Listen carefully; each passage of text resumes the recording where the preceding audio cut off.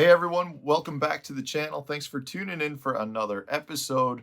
We are in full-fledged lipless crankbait season right now. Anytime you're talking about the pre-spawn period, your lipless crankbaits are going to be one of the best choices that you can make at both numbers of fish as well as a chance at a truly big fish. It is an extremely versatile bait that you can fish from 2 feet of water all the way down to 20 feet of water, and at the same time cover water quickly. That's one of the things that makes it so efficient and a reason it's such a good bait for anglers to choose.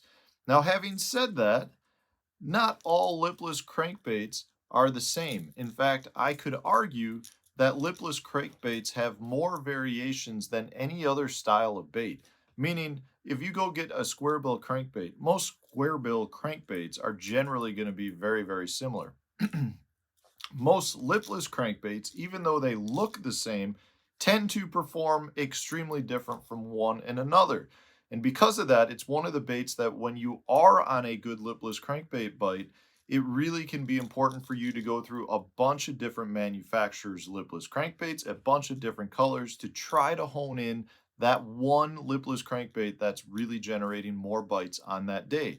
Because honestly, I've seen more change from day to day in lipless crankbaits than probably any other bait. Meaning, if I'm on a good wiggle wart bite, it's probably going to be good for an extended period of time. I can't tell you though the number of times I've had a great day, say on this Berkeley war pig, and the next day they won't bite this, but they'll bite, something completely different like this Duo Realis G Fix. It's just one of those things that is really crazy to me to see such variation.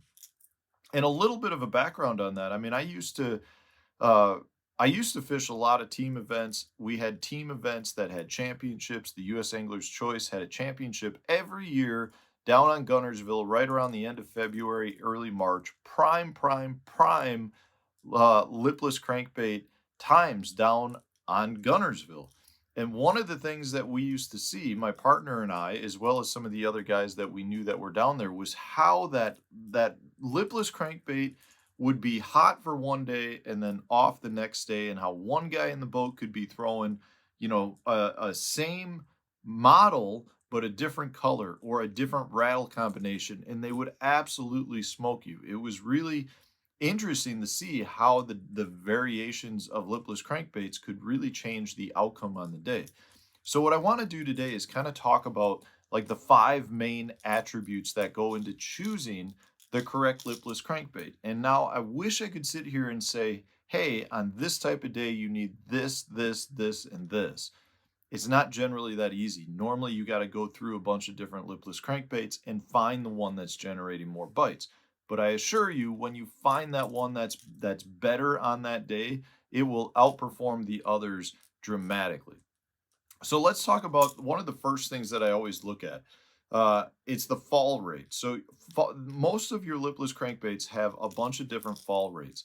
Generally speaking, you can get them in the same weight sizes. So you've got a 1/4 ounce, a 1/2 ounce, a 3/4 ounce. The thing is, the shapes of the baits are going to be pretty different. So in this case, this guy right here is a 1/2 ounce war pig.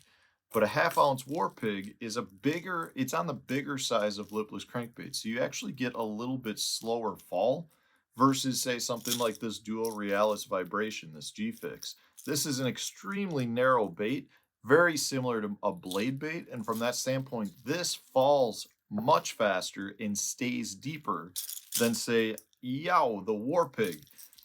It's just one of those things where you need to recognize the shape has a big difference. Another one, like the Strike King Red Eye Shad, on the slower end of fall, so much so that it actually shimmies on the fall. It's a wider bodied bait, and therefore that makes a difference. The other main thing I want to point out is when you're looking at your lipless crankbaits, the shape of the nose is another big thing for me when it comes to selecting the right one. So, like in this case, the War Pig has a blunter nose. Another similar one to that is this guy right here. This is a Megabass Vibration X. So you can see it's got a blunter nose versus, say, something like a Booyah Hard Knocker, the old Excalibur XRKs.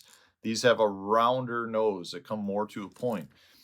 If I'm fishing rock or I'm fishing gravel and I'm covering a lot of water that's not weed related and not wood related, I really prefer to go with a blunter nose. You get better deflection, it stays up off the bottom, and it tends to come through those areas very clean with a lot of good erratic motions because of the deflection off of those rocks. If I fish a blunter nose in areas that have more grass or wood, you will tend to get hung up more. So I generally prefer, if I'm fishing around grass, to go with something that's got more of a rounder nose because it tends to come through that grass cleaner versus grabbing that grass. So, you throw something like the Vibration X, which almost has like a cupped mouth on it, that can tend to get hung up a little bit better in some of your wood and some of your grass. That's a personal preference of mine, but I think if you try that, you'll notice it does make a difference.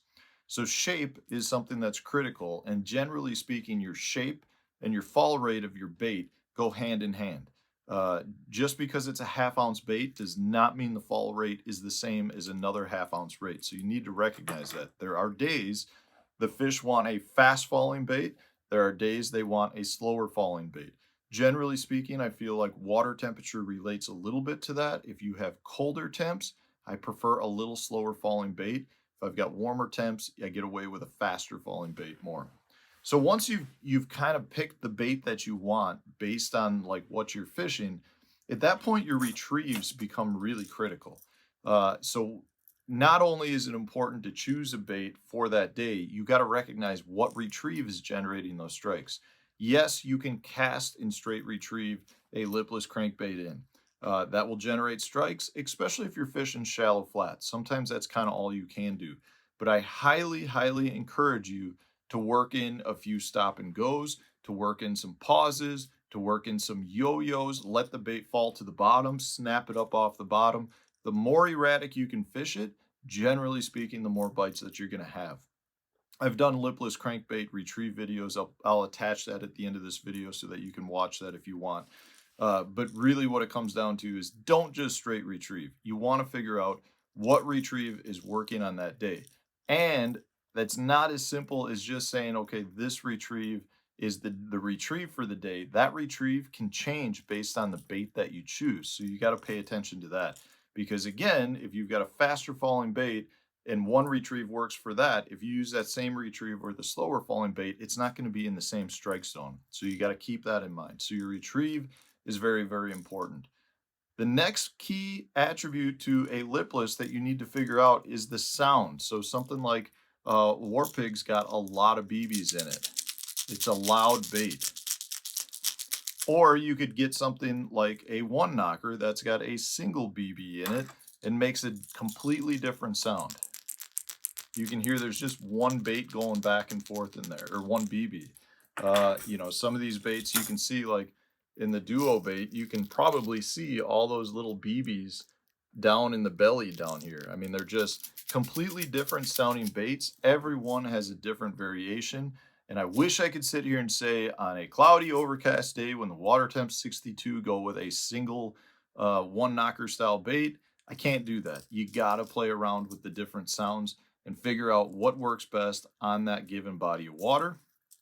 The last thing, the last attribute that goes into selecting the correct lipless crankbait, and I know this is a lot and there's a lot of different variations, is your color. We all know how many different variations these baits come in. You can get pretty much every single color variation you want. But for me, generally speaking, it goes down to you're either going to have your really bright baits, your solid opaque style baits that tend to perform better under low light conditions or a little dirtier water, or you're going to want something that's more translucent, more natural color that's going to work in your high sun days, or it's going to work on the days where you've got some clear water that you're fishing. But you definitely want to play around with color too. So there's a lot of different things that go into selecting the correct lipless crankbait on that day that you're fishing.